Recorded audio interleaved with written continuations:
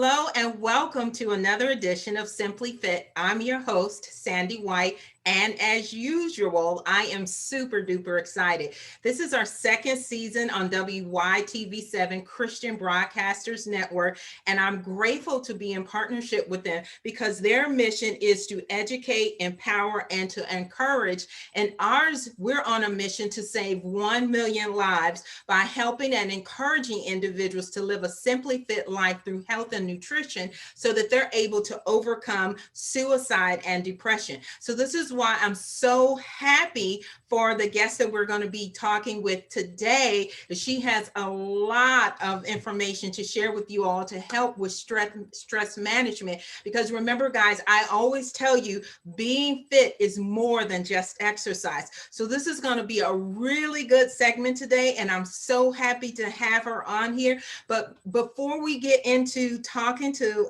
Miss Essie, I want to remind you guys to click the like button, share the segments, and also donate, because WYTV7 Christian Broadcasters Network is a nonprofit organization. And there's also a button for the, so you can actually select and see what the other broadcasters are presenting to you guys. There's a plethora of information that will help you and your community. And also while you're on there, on that button area, check out all of the wonderful things that WYTV7 Christian Broadcasters Network is doing. So now let's jump right into it, guys. We're going to be talking about stress management, and then we got a couple other little nuggets that Miss Essie Magege is going to be providing for you guys today. She is, guys, she's got a lot going on. I mean, because she's been sought after internationally as a speaker because of the quality of work that she's putting in.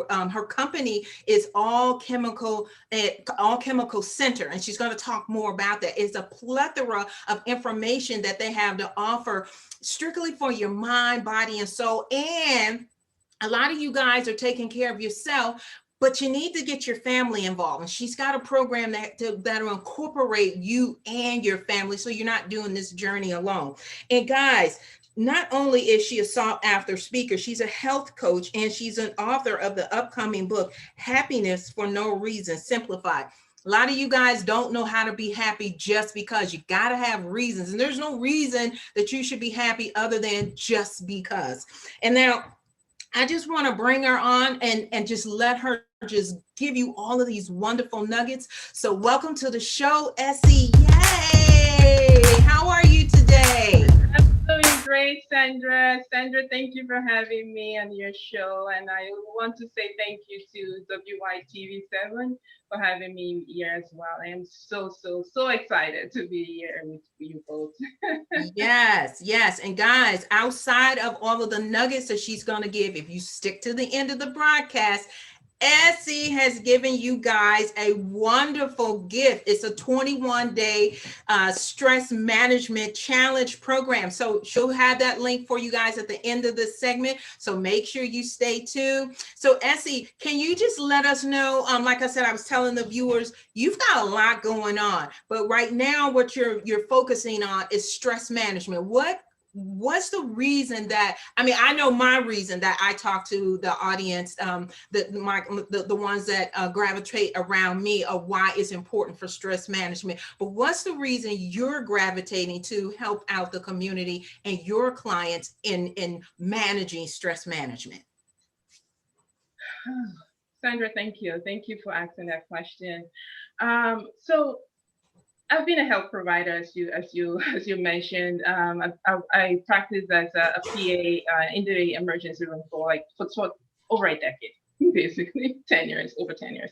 So one of the things that occurred to me is, we see a lot of patients, who come in with, diabetes, hypertension, with a disease. But how about if we can prevent it in the first place? How about if we have measures to prevent these diseases?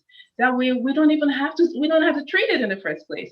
So because of that, I went into stress management, because stress has been shown to be one of the things that causes diseases, such as heart disease, hypertension, diabetes, anxiety, depression, and if you intervene early and you identify those habits that continuously insult the autonomic nervous system, and we'll go into that in a second, that continuously in like triggers our stress response, you are able to break this and change the habit and therefore prevent disease. So that's one of the reasons why I went into disease prevention through stress management.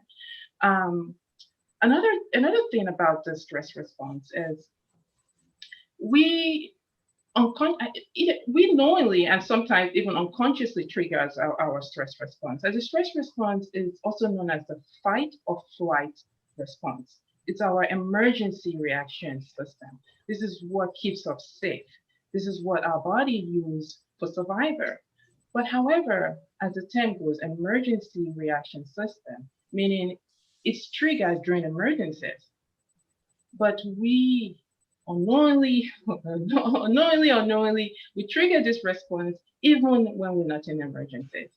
And with repetitive chronic triggering of our stress response, it causes imbalances and this leads to diseases. I'm so happy that you said that, because a lot of people don't realize that they're training themselves. Your brain is neuroplastic, which means that it's capable of whatever the prior experiences are that are triggering you for the negative that's causing the stress. It can be changed if you allow it to change. And one of the things you mentioned in your upcoming book is that you need to come up with trigger words. Can you give the audience some examples of possible trigger words that they can train their brain to undo the negative and put in positive triggers in place, so that when negativity occurs, they can approach it in a much calmer manner? Because in my opinion, if you are not calm in a stressful situation, you make things worse. And when you are calm, not only do you manage that situation, but you de-escalate it. So what are like 3 to 4 trigger words that you train your clients to come up with? How is that process? Amazing. So to use the trigger words and to make it effectively work for you, it's first to recognize the emotion that is causing that response. So let's say, for instance, if I'm angry and I don't recognize that I'm angry or recognize the emotion angry, and then it's really the trigger word would work, but it's more effective if you are more aware, you're able to identify the emotion and then now use the trigger word. So that way your reaction is different, it changes. So because the whole thing about this the stress management program that we offer at my company is we help the patient become very conscious and very aware of those emotions that cause those reactions, those stressful reactions. So I'll walk you through a case that I just recently saw. It's so it's a funny case. I was called to intervene in a medical case that this individual was refusing to do a procedure because they associated it to pain, and this individual would rather continue to bleed than to do this procedure that would help them. And I was called to intervene in this process because they knew what I do. So I went to this individual, and within 5 minutes, I was able to change, their perception of what they thought the procedure would do, and enable this individual to do the process, and save their life. So, and the reason how I was able to do that is first become aware of what is causing this person to react this way. So when it comes to trigger words, it becomes more effective when you're able to do that. So if I'm angry, I recognize that I'm angry, right? By, scanning my body from head to toe, recognize that emotion, acknowledge it, become friends with it.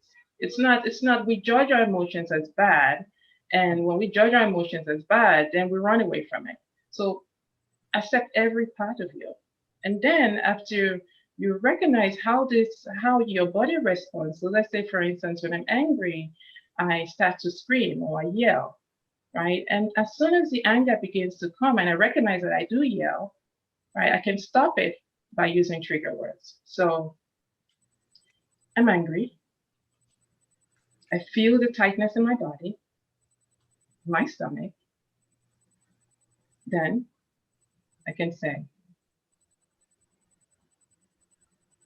I choose to relax. I'm relaxed. I'm completely relaxed. Or if that's the trigger, whatever works for you. Or the other thing you could do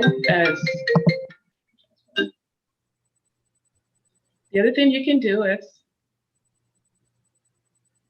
you feel the pain or the, as the abnormal sensation, or if it's a painful sensation, whatever that sensation is, that it's triggered by anger. Recognize it. Sometimes I change my breathing because every emotion has a breathing pattern.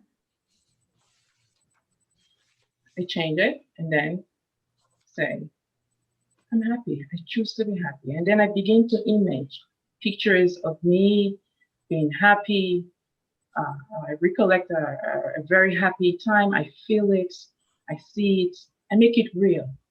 Because the mind doesn't really know the difference between what is actually happening and what is imagined. It will respond, it will react the same way. So that's one way to use trigger words. But I really want to emphasize that it's first to identify the emotion first. And then you can now use trigger words. And you will notice that the more you begin to do this, the more you train your body to do this, it becomes autopilot, that you won't even have to go through this whole process again. Once you become angry, or let's say you're experiencing a distressful emotion, you won't even have to go through the whole process. It's just say your trigger word, and then your body responds in the same way. So, okay. Oh, no. I was just going to ask, is that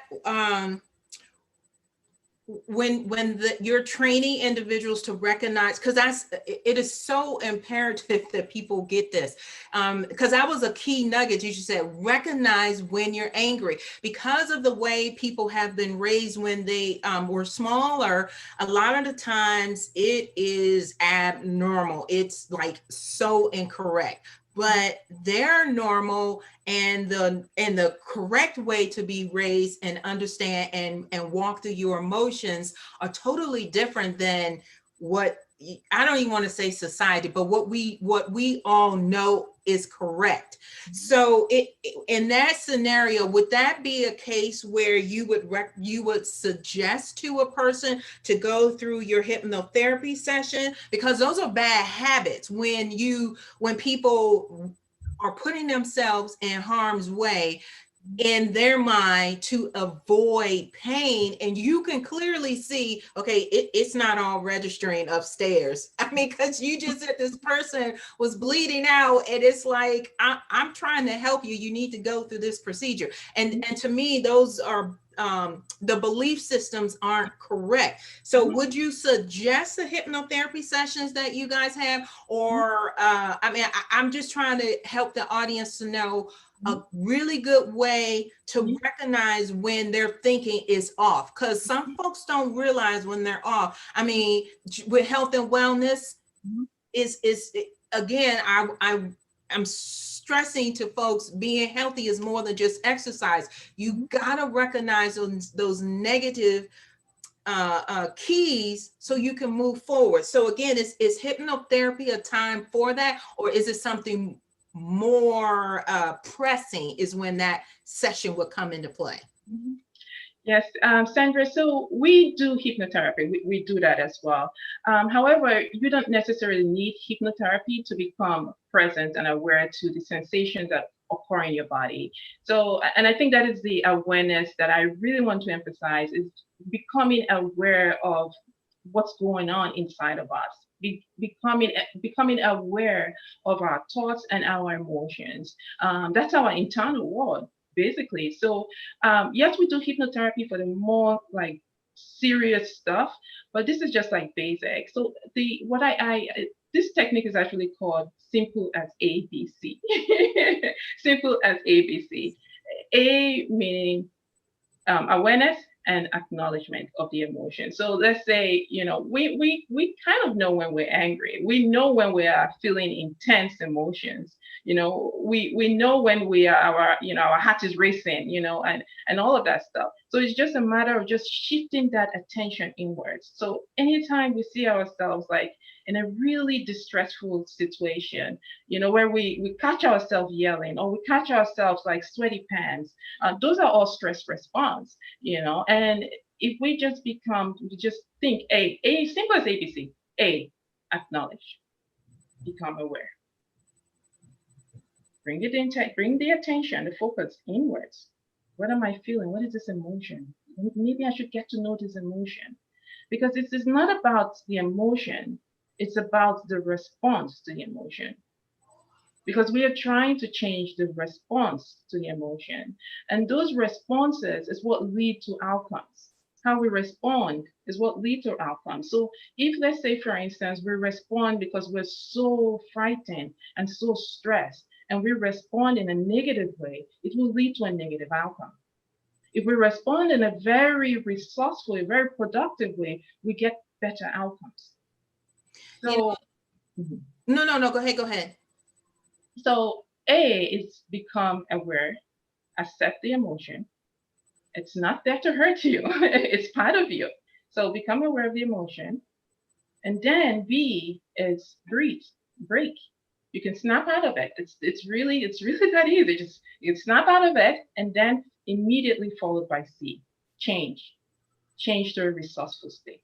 Change to think of a happy situation. Think of a state where you're very resourceful. It's just that easy. And once you begin to think, just even changing the thought, your body reacts to that thought as well. And then in a resourceful state, your mind is clear. There've been so many research done about the effect of doing things when we're in resourceful state, happy state. It's a big difference. So when you're in a resourceful state, and you've changed from anger now to a resourceful state, your outcome is better. And I agree with the ABC process. And I asked that question because when people, again, as we said, their belief systems are off, if yelling in the house is what they have been accustomed to from a small child, they really don't recognize that they should, as an adult, that is not acceptable. And as adults, we have to be responsible for our own behavior. Because a lot of times, again, as I mentioned earlier, children do get trained incorrectly. And a lot of the habits that we see in children as they grow up and become adults, that's something that was trained to them when they were small. So that's why I was asking you, when do you incorporate hypnotherapy? Because a lot of times that's years of embedded trauma that they think is normal. So with your work, how do you impact society with the question that I just said? I mean, and I know it's more loaded than what I just said, but people do get trained from a young age, and then this is 20, 30 years of bad belief systems stuck in them. So how does your training of help our society to rid folks from that, so we can live in a peaceful, balanced society? I do a lot of stress management, and we also do hypnotherapy. So depending on how major or severe this, let's say it's a habit that they come into my clients, or the person is coming to me with, we use either hypnotherapy, or we use NLP, or we just use straight coaching. So it's not everyone that requires hypnotherapy, because I know that when people start thinking about the mind, they're like, oh, no. So we can do it even without. So it's just straight up coaching, straight up NLP. And what we really do specifically is we bring that awareness again to the emotion, and then we're able to now start helping the client change the outcome. So in other words, once you change a perception, you will change the let's say the behavior. So we can do, depending on what it is, we do mindset change. We also, which we'll talk about a little more, is the stress response. We intervene. We have strategies to intervene at different levels of the stress response, and that could be either just we give our clients tools, and it could just even be something as simple as just asking deep-seated questions. So let's say, for instance, someone is going through a stressful state, like has a perception that is like reoccurring. So I'll give an example. Let's say someone got into an argument, and the argument is done. They go home and they keep replaying the event, keep replaying this event, reliving this stressful situation over and over. What we do for those clients is just simple as just challenge the perception, because there's no one way of seeing things. So we give them even just things as deep-seated questions that they ask themselves to just let go of that perception and be open to the possibilities of Of life. change. Yeah, I like that.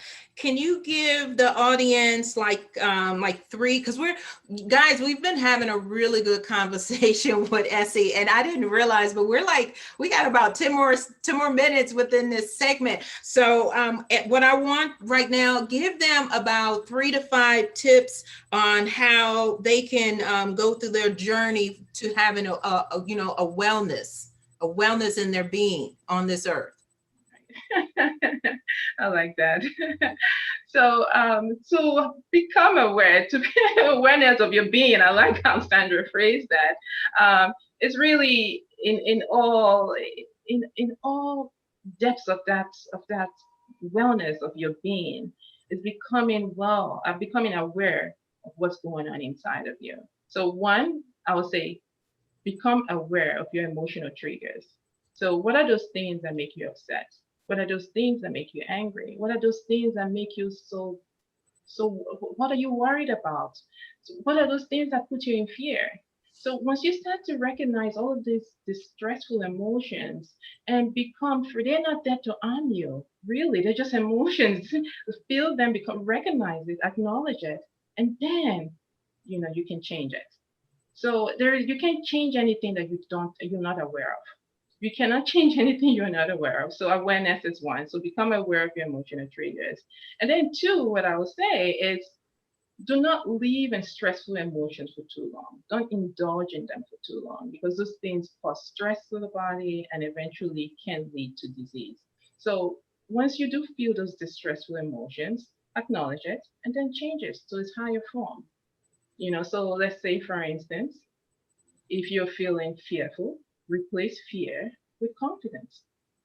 It's really not that difficult. It's just becoming aware of it. So the other thing I would say is to become to don't take your perceptions too serious. Don't take your perceptions too serious, as in there is so many ways to see things, and our perceptions are so influenced by so many things. And there was this study, it was done by Dennis Prophet. He actually wrote a book on perceptions, and he did like he in this book he had research that says, okay, even the way our energy levels affect our perception. So let's say, for instance, you're hungry. It changes the way you see things, or let's say even our body shapes also changes the way we see things. So let's say, for instance, if we have a little weight on, and we are climbing, or we have to go, walk long distances, we tend to see the distance a little farther than it actually is. And let's say we're carrying, it doesn't necessarily have to be a weight related. Let's say we're carrying a bag, a heavy bag.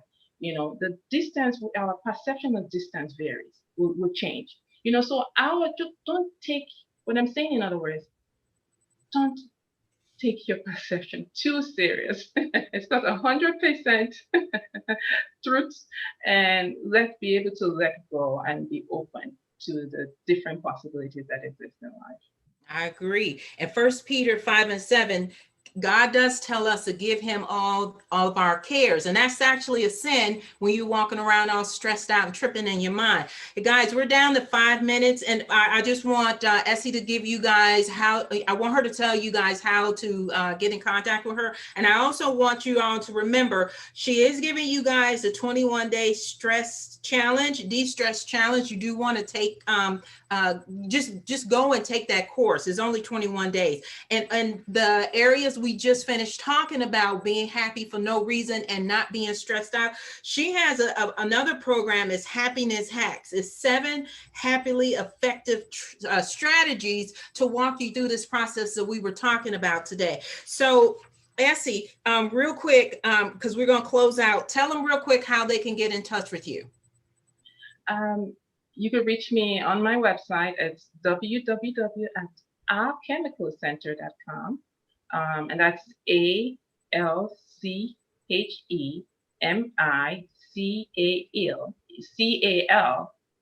alchemicalcenter.com.